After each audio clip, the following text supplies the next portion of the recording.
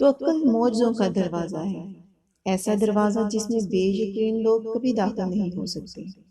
تمہارا مقدر تمہارے اپنے ہاتھ میں ہے۔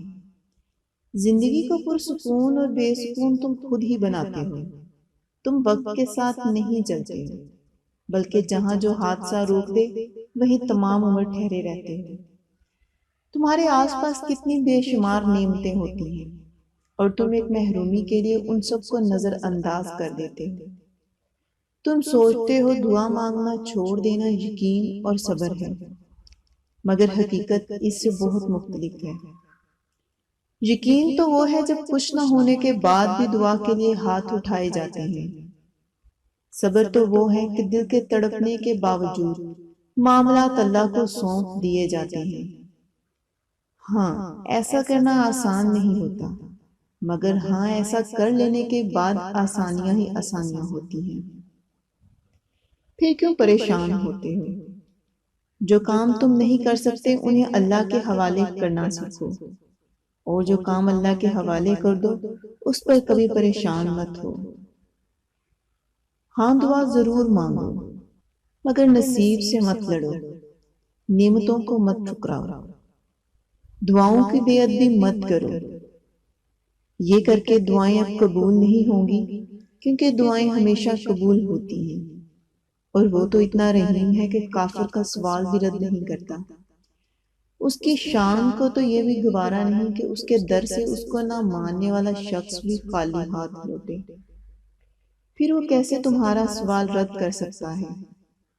وہ کیسے تمہاری آواز کو انسنا کر سکتا ہے؟ جب تم اسے بار بار پکارتے ہو تو بس یقین کے ساتھ سب کچھ اس کے سپرد کر دو، کیونکہ جب کام اس کو سونپ دیا جاتا ہے تو وہ دنیا کی ہر طاقت کو یکتا کر کے اس کام کے مکمل ہونے کے لیے پابند کر دیتا ہے۔ اور پھر جب تم اللہ کے فیصلوں پہ سر جھکانا سیکھ جاتے ہو تب وہ تمہیں کن سے نوازتا ہے۔ بس پھر تم ہوتے ہو، اللہ ہوتا ہے، تمہاری جیت ہوتی ہے، اور بدلتا ہوا مقدر ہوتا ہے۔ اور تمہیں پتہ ہے کچھ بھی اللہ کی رضا کے بغیر نہیں ہو سکتا۔ یہاں تک کہ دعا کے لیے بھی انسان تب تک ہاتھ نہیں اٹھا سکتا جب تک اللہ نہ چاہے، اور اللہ دعا کی توفیق دیتا ہی تب ہے جب اس نے راضی ہونا ہوتا ہے، جب اس نے کن فرمانا ہوتا ہے۔ تبھی وہ چاہتا ہے کہ میرا بندہ آ کر مجھے منائے، اور میں اس کی ہر مانگی ہوئی دعا پہ راضی ہو جاؤں۔ اور اس سے بڑی خوش قسمتی اور کیا ہو سکتی ہے کہ وہ خود تمہارا انتخاب کرتا ہے۔ ورنہ ہمارے ارد گرد کتنے ایسے لوگ ہیں جو مایوس ہو کر دعا مانگنا ہی چھوڑ دیتے ہیں۔ ایسے لوگوں کو پھر وہ توفیق بھی نہیں دیتا جو اس کی نعمتوں کا شکر نہیں کرتے اور اس کے فیصلوں پر صبر نہیں کرتے۔ آپ تو خوش قسمت ہیں کہ آپ میں اب بھی دعا کی تڑپ ہے، اور اسی تڑپ سے آپ وہ سب حاصل کر لیں گے جس کے لیے آپ کا دل ترستا ہے، کیونکہ وہ مانگنے والوں کو خالی ہاتھ نہیں لوٹاتا۔ اور پتہ ہے، دعا چاہے دن کے جالوں میں مانگی جائے یا رات کی سسکتی ہوئی خاموشی میں، دعا رو کر مانگی جائے یا مسکرا کر، دعا بارش کے دوران مانگی جائے یا تپتی ہوئی دھوپ میں سلگتے ہوئے ہاتھوں سے، دعا ہمیشہ قبول ہوتی ہے، بس انداز مختلف ہوتے ہیں۔ ضروری نہیں کہ کسی چیز کا مل جانا ہی دعا کی قبولیت ہے، بلکہ کسی چیز کا دور ہو جانا بھی دعا کی قبولیت ہے۔ بس کبھی کبھار تکلیف، یقین اور مصلحتوں پر اتنا بھاری ہو جاتی ہے کہ نہ دعا قبول ہوتی نظر آتی ہے اور نہ ہی مصلحتیں سمجھ میں آتی ہیں۔ یہ بھی امتحان ہوتا ہے، ہماری محبت کا امتحان، ہمارے صبر کا امتحان، ہمارے ضبط کا امتحان، ہمارے یقین کا امتحان۔ کبھی کبھار اللہ پاک اس لیے ہمارے دل سے اس لا حاصل چیز کا خیال نہیں نکالتا تاکہ ہم اس سے بات کریں، اس سے مانگیں، اتنا مانگیں کہ اس کو ہماری یقین کی اور ہماری معصومیت کی یہ ادا پسند آ جائے۔ وہ ہمیشہ ہماری حسرتوں پہ کن کہنے کا منتظر رہتا ہے۔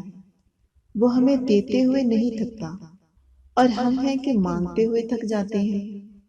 وہ ہمارے دل میں دعا کا خیال لا کر کبھی کبھار تمہیں ہی ہماری دعا کی قبولیت کا وسیلہ بناتا ہے تاکہ تم مانگو اور تمہیں عطا کر دیا جائے، مگر تمہیں خبر نہیں ہو پاتی۔